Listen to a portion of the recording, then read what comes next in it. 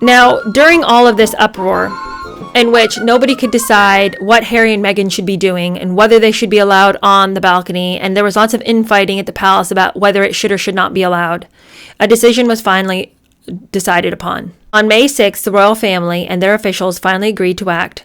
At 3 p.m., the palace announced that Meghan, Harry, and Andrew were banned from the balcony for the Trooping of the Colour. Only working royals could stand with the Queen for the start of the celebrations on the 2nd of June in front of the loyal Britons. The Queen and Charles had ended the damaging farce created by the Sussexes. The news media had been warned about the announcement 1 hour earlier.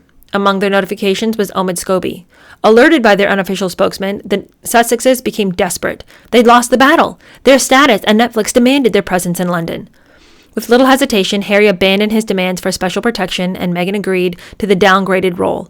18 minutes after Buckingham Palace's announcement, Scobie revealed that the Sussexes would, after all, be coming to London with their children. Excited and honored was their face-saving phrase. The next problem for palace officials was to limit any damage the Sussexes might cause over the weekend amid their angry family. Any attempt to milk the Jubilee for Netflix would cause a scandal. Unexpectedly financed by a TV company, Thomas Markle decided that he too was going to join the Jubilee. He said he wasn't going to meet Meghan, but he was going to support the Queen. A British TV company, like I said, are the ones who decided to finance this journey. And the whole thing was like, dude, okay, I know that you want to remain in the spotlight. Probably there's money in it for you if you do. But if you are really there to support the Queen, then don't bring in more drama. You, I'm sorry to say, sir, are drama, as is your out-of-control daughter. So if you love and support the Queen, then issue some statement of support for her. But by the way, you actually weren't all that supportive of the Queen when you thought that Meghan and you still had a relationship. So now you're coming out saying, well, I really support the Queen and I want to show up for the Jubilee just so she knows. Well, if you love the Queen so much, why were you being so degrading about her as long as you thought you and Meghan still had a chance? So you're kind of just as disingenuous as your daughter. And I'm over it with you, Thomas Markle. Unfortunately to say, even as I degrade him in this way, I'm sorry to reveal that he was not able to show up for the Queen because on May 23rd, Thomas Markle suffered a stroke. He was driven across the border to a Californian hospital and he lost his ability to speak. His trip to London, financed by a British TV station, was abandoned. The danger of the Markle family feud dominating the Jubilee disappeared. Thank God for that. Okay, now you guys, Meghan has done a lot of things that I think are despicable. This tops it. So, Meghan's dad has had a stroke, right? He can't even speak. His stroke is so bad.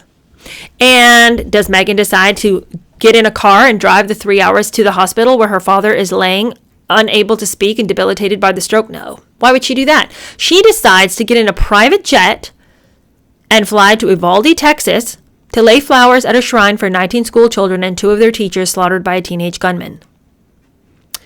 Was that a horrific tragedy? 100% yes. Okay. And if she wanted to have issued a statement of her grief over it, I guess that's okay. Although who really cares? You should be sorry. You don't need to come out and be like, I'm really sad about this, because everyone was. Okay. So you don't get to stand as some kind of superior moral individual because you're sad about something that is obviously very sad. Anyway, rather than go and aid her father, which would have been the true mark of somebody who was selfless, because she and her father have had all of these difficulties, but she decides to lay that to the side and actually go and be his daughter and aid him in his time of need. She decides to go and do something she didn't need to do. You can't go bring those children back to life just because you decided to fly on a private jet and lay some flowers down on their graves. You did it completely and totally so that you could have a photo op. It was not, nobody bought that as you really caring. Nobody looked at that and said, now that's somebody I'd love to emulate. Oh, and I do feel bad about my own horrible and terrible life because I didn't get on a private jet and go to Uvalde and lay flowers at the grave.